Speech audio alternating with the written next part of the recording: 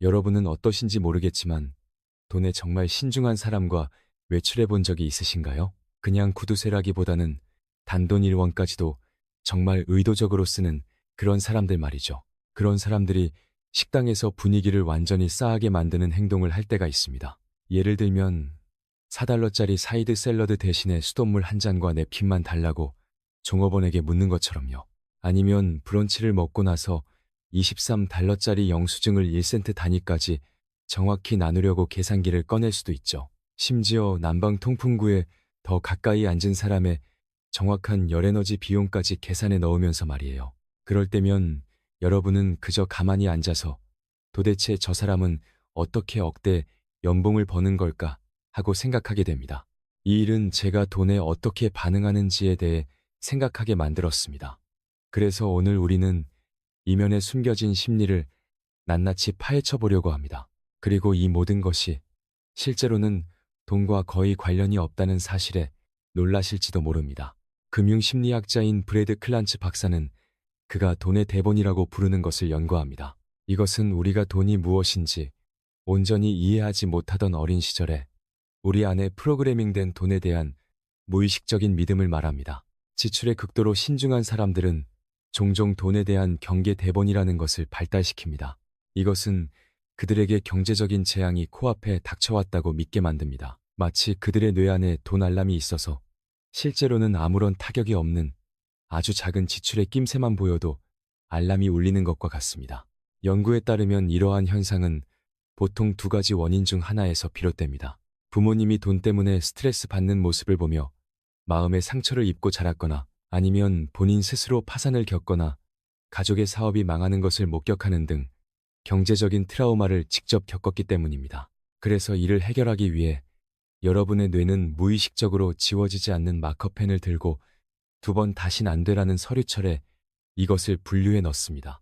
그리고 미래를 대비하기 위한 꼼꼼한 감시 시스템을 설치하는 것이죠. 하지만 상황이 묘해지는 부분은 이런 유형의 행동이 항상 과거의 뼈저린 결핍에서만 나오는 것은 아니라는 점입니다. 여러분이 살면서 만나게 될 가장 돈에 깐깐한 사람들 중 일부는 부유하게 자란 사람들일 수도 있습니다.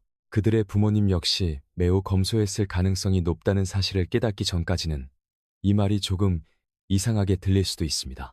결과적으로 그들은 진짜 경제적 문제를 직면해 본 적도 없이 불안감만 고스란히 물려받은 셈입니다. 마치 자신이 참전하지도 않은 전쟁에서 외상 후 스트레스 장애를 얻게 된 것과 비슷하죠. 실제 삶의 경험이 그럴 만한 이유를 제공하지 않는데도 여러분의 온몸은 돈에 대한 끔찍한 불안감을 느끼게 됩니다. 왜냐하면 여러분의 신경계는 그 이면에 있는 논리 따위는 신경 쓰지 않기 때문입니다. 신경계는 그저 돈을 쓰는 것이 말로 다 표현하기 힘들 만큼 위험하게 느껴진다는 것만 알 뿐입니다. 그래서 여러분은 지퍼백이 다해져서 간신히 형태만 유지할 때까지 씻어서 재사용하게 됩니다. 아니면 1갤런당 고작 9센트를 아끼겠다고 11마일이나 운전해서 가기도 합니다. 정작 그곳까지 가는 데만 자동차가 3달러어치의 기름을 길바닥에 태우고 있는데도 말이죠. 계산상으로는 앞뒤가 안 맞을지 몰라도 심리학적으로는 확실히 말이 됩니다. 극단적으로 절약하는 사람의 또 다른 유형이 있는데 이들의 동기는 완전히 다릅니다. 이들은 한치 앞을 알 수 없는 세상에서 극단적인 검소함을 자신도 모르게 통제력의 한 형태로 사용하는 사람들입니다. 모닝스타의 사라 뉴컴 박사는 사람들의 금융행동을 연구합니다. 그녀는 사람들이 자신의 삶이 통제 불능 상태로 빠져든다고 느낄 때 자신이 유일하게 통제할 수 있는 단 한 가지를 두 손으로 움켜쥔다는 사실을 발견했습니다. 손가락 관절이 하얗게 질릴 때까지 꽉 쥐고서 말이죠. 직업의 안정성이나 인간관계 또는 집주인이 건물을 팔지 말지 결정하는 것과 같은 삶의 중요한 요소들을 내 마음대로 통제할 수 없다면 대신 여러분은 유명 브랜드의 알루미늄 호일을 살지 아니면 저렴한 일반 호일을 살지는 통제할 수 있습니다. 결국 내 삶에서 내가 직접 규칙을 정할 수 있는 작은 구석 하나를 갖는 것이 실제로 아끼게 되는 70센트보다 훨씬 더 중요해지는 것입니다. 이것이 바로 아주 기이한 방식으로 선택적 구두쇠가 되는 사람들을 보게 되는 이유입니다. 그들은 주차비를 내는 것은 단호하게 거부하면서도 희귀한 레코드판 수집에는 눈 하나 깜짝하지 않고 $2,000를 쏟아붓습니다. 주방 세제를 사려고 할인 쿠폰을 오리면서도 최고급 외제차를 타고 다니기도 하죠. 이러한 모순이 생기는 이유는 바로 심리학에 숨어 있습니다. 그들은 스스로에게 통제감을 안겨주는 영역에서는 지독하게 인색하게 굴고 다른 감정적인 욕구를 채워주는 영역에서는 돈을 펑펑 쓰는 것입니다. 자, 이제 여러분의 머리를 조금 복잡하게 만들어 볼까요? 심리학자들은 돈 관리에도 실제로 이상적인 황금 비율, 즉 스위트 스맥이 존재한다는 것을 밝혀냈습니다. 지출에 주의를 기울이고 꾸준히 저축하는 사람들이 양극단에 있는 사람들보다 훨씬 더 안정감과 만족감을 느낀다고 보고하는 경향이 있습니다. 따라서 적당한 수준의 재정적 경계심은 사실 여러분의 정신 건강을 크게 향상시킬 수 있습니다. 다만 대부분의 사람들은 그 중간 지점을 찾지 못합니다. 혹은 그 지점을 훌쩍 지나쳐버려서 넉넉한 은퇴 자금이 있는데도 전기세를 아끼겠다고 촛불을 켜놓고 라면을 먹는 지경에 이르기도 하죠. 재정적으로 책임감 있는 것과 심리적으로 우려되는 것 사이의 경계선은 놀라울 정도로 얇습니다.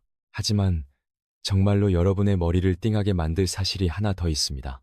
소비든 저축이든 어느 한쪽의 양극단으로 치닫는 성향은 종종 동전의 양면과도 같습니다. 둘 다 돈을 통해 내면의 불안감에 대처하려는 필사적인 노력인 셈이죠. 소비자는 물건을 사면서 감정적인 충만함을 찾으려 합니다. 반면에 저축하는 사람은 이름 모를 수많은 재앙들로부터 자신을 지켜줄 안전한 성을 높이 쌓으려고 하죠. 그러니 그 둘은 꽤 닮아 있습니다. 단지 접근 방식이 다를 뿐이죠. 이쯤에서 사회적 비용에 대해서도 짚고 넘어가야겠습니다. 왜냐하면 돈에 너무 인색한 사람들은 종종 의도치 않게 사람들에게서 스스로를 고립시키게 되기 때문입니다. 모든 것에 돈이 든다는 이유로 밖에도 나가지 않으려 하고 만날 때마다 항상 불편한 기색을 숨기지 못하는 사람이 되어버리면 그것은 마치 즐거워야 할 모임 자리를 은밀한 인질극 상황처럼 느끼게 만드는 것과 같습니다. 결국 사람들은 여러분을 더 이상 초대하지 않게 될 겁니다. 그러고 나면 여러분은 깊은 외로움을 느끼게 됩니다. 그 외로움은 여러분을 더 불안하게 만들고 그래서 여러분은 돈을 더욱 꽉 움켜쥐게 되죠. 결국 여러분의 뇌가 상상해낸 악순환에 깊이 빠지게 됩니다. 실제로는 거의 존재하지도 않는 위험으로부터 여러분을 보호하기 위해서 말이에요. 돈은 연인이나 부부가 싸우는 가장 큰 이유 중 하나입니다. 만약 한 사람은 예산에 극도로 민감한데 다른 한 사람은 그 외에 어떤 경제적 성향을 가졌든 간에 그 관계는 이미 기본적으로 깊은 갈등을 내포하고 있는 셈입니다. 검소한 사람에게는 파트너의 씀씀이가 무모하고 극심한 불안을 유발하는 것으로 느껴집니다. 반대로 파트너에게는 일원 한 푼에 쩔쩔매는 그 행동이 통제적이고 삶의 재미를 완전히 앗아가는 것처럼 느껴지죠. 두 사람 중 누구도 틀리지 않았습니다. 그들은 단지 자동 조종 장치처럼 무의식적으로 굴러가는 완전히 다른 돈의 대본 위에서 움직이고 있을 뿐입니다. 구두쇠 같은 사람들이 종종 남들에게 베풀 수 있을 만큼 충분한 돈을 가지고 있으면서도 심리적인 장벽 때문에 그 돈에 절대 손을 대지 못하는 역설적인 상황도 존재합니다. 그들은 엄청난 액수의 저축을 가지고 있고 친구가 힘들어할 때 진심으로 돕고 싶어 합니다. 하지만 돈을 내주어야 한다는 생각 자체가 너무나 극심한 불안을 유발하기 때문에 그저 돕지 못하는 것입니다. 그러고 나면 그들은 무거운 죄책감을 느끼게 되고 이는 또 다른 심리적인 혼란을 겹겹이 쌓아 올립니다. 돈과 관련된 문제를 다루는 정신건강 전문가들은 이렇게 뼈아픈 지적을 합니다.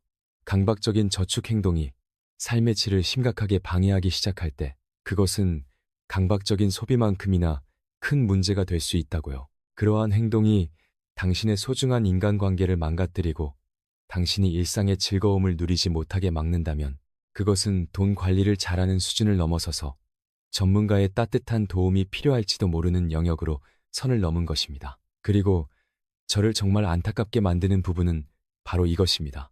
강박적으로 저축하는 사람들은 마음의 안전함을 느끼고 싶어서 그렇게 행동합니다. 그게 그 모든 행동의 유일한 목적이죠. 하지만 아이러니하게도 극단적인 재정적 억제는 종종 안전함과는 정반대의 끔찍한 결과를 만들어낸다는 것입니다. 일어날지도 모르는 미래의 문제들을 너무 걱정한 나머지 여러분은 현재의 소중한 삶을 전혀 즐기지 못합니다. 즉, 실제로는 더 이상 결핍이 문제가 아닌 상황임에도 불구하고 여러분은 기본적으로 영원한 결핍의 늪에 빠진 상태로 살아가고 있다는 뜻입니다. 여러분의 은행 잔고가 말하는 사실과 여러분의 신경계가 굳게 믿는 사실이 완전히 서로 다른 것이죠. 이러한 행동의 심리학은 궁극적으로 다음의 결론으로 귀결됩니다.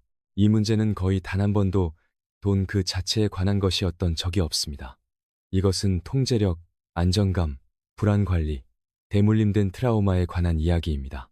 혹은 어느 시점에서는 충분히 말이 되었을지 모르지만 이제는 돌처럼 굳어져 버려서 더 이상 여러분에게 아무런 도움도 되지 않는 패턴으로 복잡하게 뒤섞인 그 모든 것들의 혼합물에 관한 이야기입니다. 그리고 여기서 가장 까다로운 점은 검소함이라는 것은 다른 금전적인 심리 장애들과는 달리 사회적으로 칭찬과 보상을 받는다는 것입니다. 그래서 지출에 신중한 사람들은 스스로가 왜 이렇게 행동하는지 한 번쯤 진지하게 돌아봐야 한다는 조언을 주변에서 거의 듣지 못합니다. 만약 이 이야기가 돈과 여러분의 관계에 대해 깊은 불편함을 느끼게 만들었다면 정말 잘된 일입니다. 무언가 중요한 깨달음이 방금 여러분의 머릿속에 번쩍하고 스쳐 지나갔다는 뜻이니까요. 이러한 심리 탐구 작업이 더 궁금하시다면 구독을 꾹 눌러주세요. 그리고 만약 여러분의 마음이 너그러워지셨다면 오늘 다룬 주제를 생각하면 꽤 아이러니한 부탁이긴 하지만 가입 버튼을 눌러 이 채널을 따뜻하게 후원해주세요. 정말 큰 힘이 될 것입니다. 이쪽으로 가시면 더 많은 영상이 기다리고 있습니다. 오늘처럼 똑같은 에너지에 완전히 다른 흥미로운 주제를 듬뿍 담고 있죠. 거기서 다시 뵙겠습니다.